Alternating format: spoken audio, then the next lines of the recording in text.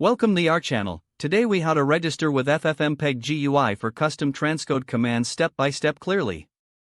To begin using FFmpeg GUI for custom transcode commands, first, ensure that you have downloaded and installed FFmpeg GUI on your Once installed, open the FFmpeg GUI application. In the main interface, locate the option to create a new project or command. Click on the New Project button to start a fresh project.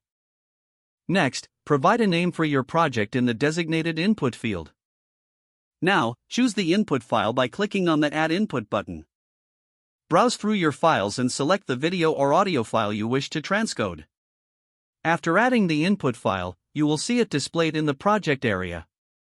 Proceed to the Output Settings section. Here, select your desired output format from the drop-down menu.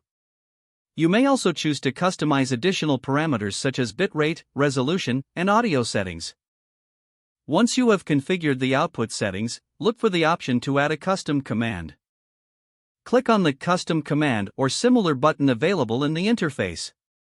In the Custom Command field, enter your specific FFmpeg command as required. Review your entered command for accuracy to ensure it meets your transcoding needs.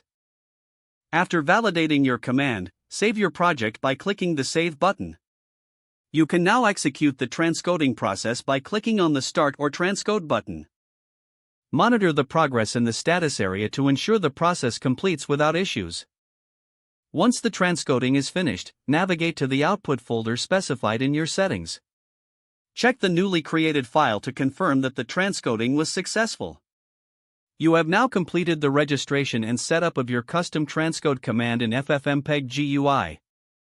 If the page does not load, refresh the browser or try again in a private or incognito window.